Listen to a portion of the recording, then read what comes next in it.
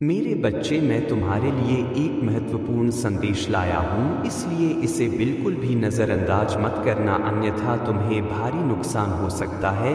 मेरे बच्चे, आज मैं तुम्हें इस नुकसान से बचाने आया हूँ, इसलिए इसे पूरा सुने। अगर आपको भी महादेव जी की महिमा पर विश्वास है तो इस संदेश को अभी लाइक कर दीजिए और हर हर महादेव लिख दीजिए। मेरे मल बच्चे, याद रखें कि आप मेरी प्रिय रचनाएं हैं और इस दुनिया में कोई और नहीं है, इसलिए जो भी आपके लिए अधिक महत्वपूर्ण है, अपना ख्याल रखें और जान लें कि मैं हमेशा आपके साथ हूँ। मेरे बच्चे, मैं तुमसे आग्रह करता हूँ कि आप अपने दिल की गहराइयों से लिखें और महादेव जी की स्तुति करें। आज मैं आपको उस व्यक्ति की वर्तमान स्थिति बताऊंगा जिसने ने आपको चोट पहुंचाई है। मेरे बच्चे भी अब अपने कार्यों का परिणाम भुगत रहे हैं।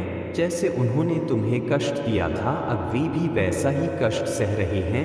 मेरे बच्चे, मैं तुम्हारे दयालु स्वभाव से अच्छी तरह परिचित हूँ। मैं जानता हूँ कि इतना कुछ सहने के बावजूद आपका दिल अभी भी उस व्यक्ति की खुशी की कामना करता है जिसने आपको धोखा दिया है। हालांकि आपको अथाह दर्द सहना पड़ा है, लेकिन आप नहीं चाहते कि कोई और यह बोझ उठाए। मेरे बच्चे, तुम मुझ पर निर्भर हो और यदि तुम दुनिया पर भरोसा करते हो तो मैं तुमसे 888 नंबर पर एक संदेश भेजकर और इस संदेश को पसंद करके इसे व्यक्त करने के लिए कहता हूँ। आपकी महानता आपके आसपास के सभी लोगों को संतुष्ट देखने की आपकी इच्छा में निहित है, लेकिन यह समझना महत्वपूर्ण है कि यह सार्वभौमिक नियम है कि प्रत्येक कार्य के परिणाम होते हैं। निश्चिंत रहो मेरे बच्चे, जिस व्यक्ति ने तुम्हारे साथ अन्याय किया है वह वर्तमान में अपने कार्यों का परिणाम भुगत रहा है।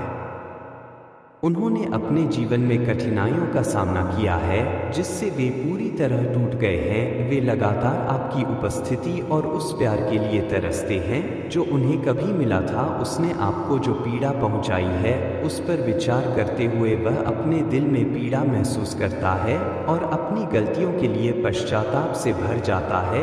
वह आपके साथ सुलह करने, आपको कसकर गले लगाने और रोने के लिए उत्सुक है, लेकिन वह अपनी गलती की गंभीरता से पूरी तरह अवगत है। आपका भरोसा टूट गया है और अगर वह अब आपके पास आएगा तो वह आपसे नजरें नहीं मिला पाएगा। परिणाम स्वरूप वह चुपचाप कष्ट सहता रहता है, आंसू बहाता रहता है और उसे सांत्वना देने वाला कोई नहीं होता। मेरे प्यारे बच्चे, यह जीवन का परिणाम है कि जो लोग दूसरों की भावनाओं का मजाक उड़ाते हैं उन्हें अंततः खुद ही मजाक का सामना करना पड़ता है। उसे जो दर्द से होगा जो उसने एक बार किसी और को दिया था वह बहुत बड़ा है। फिर भी मेरे बच्चे, तुम्हारी पीड़ा के लिए जिम्मेदार व्यक्ति वर्तमान में खुद को इसी स्थिति में पाता है।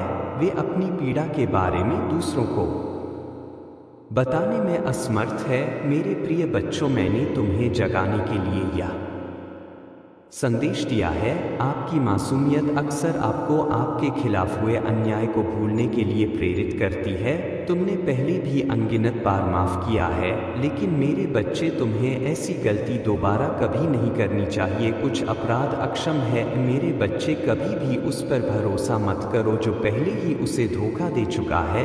वह व्यक्ति अब अपने कार्यों का परिणाम भुगत रहा है। वे आपसे नजरें नहीं मिला पाएंगे। क्षमता की कमी के बावजूद उनका दुस्साहस बरकरार है। वे आपके दयालु स्वभाव से अच्छी तरह परिचित हैं और इसीलिए वे निस्संदेह आपके जीवन में पुनः प्रवेश करने का प्रयास करेंगे। वे आपकी हर गतिविधि पर कड़ी नज़र रखते हैं। आप पर कड़ी नज़र रखी जा रही है। हाँ मेरे बच्चे, इस बार उनके दिल में कोई धोखा नहीं है, सिर्फ प्यार है, लेकिन यह क्षण भंगुर प्यार है। परिणाम स्वरूप मेरे प्यारे बच्चों, यदि किसी भी समय वे आपके सामने आते हैं या आपके पास पहुंचते हैं तो यह जरूरी है कि आप न केवल उन्हें अपमानित करें बल्कि उन्हें अपने जीवन से पूरी तरह से हटा दें। मेरे प्यारे बच्चों, अपने महादेव जी का आशीर्वाद पाना यही उनकी योग्यता है। कृपया नीचे टिप्पणी करके अपना समर्थन दिखाएं। यह वपूर्ण है मेरे बच्चे कि तुम इस बात पर ध्यान दो और समझो कि तुम आसानी से दूसरों की बातों से प्रभावित हो जाते हो। वे आपसे जो भी कहते हैं आप अपनी आलोचनात्मक सोच का उपयोग किए बिना निर्विवाद रूप से विश्वास करते हैं। एक बार जब आप किसी पर भरोसा कर लेते हैं तो आप पूरे दिल से उनकी बातों को सच मान लेते हैं। आपने कितनी बार लोगों को अपनी आंखों से गलत काम करते देखा है, भले ही वे आपकी शुरुआती धारणा के विपरीत हो, यहाँ तक कि खुद को झूठा घोषित करने की हद तक। फिर भी उनके स्पष्टीकरण और औचित्य प्राप्त करने पर आप तुरंत उन पर विश्वास कर लेते हैं और उन पर संदेह करने के लिए माफ़ी भी मांगते हैं। अनंत बार लोगों ने आपकी भावनाओं को ठेस पहुंचाई है, आपकी पीठ पीछे आपके बारे में बुरा कहा है और फिर भी आपने हमेशा उन्हें माफ़ करने की भावना अपने अंदर कर पाई है। अन्याय, धोखा और फ़ायदा उठाए जाने के बावजूद आपकी करुणा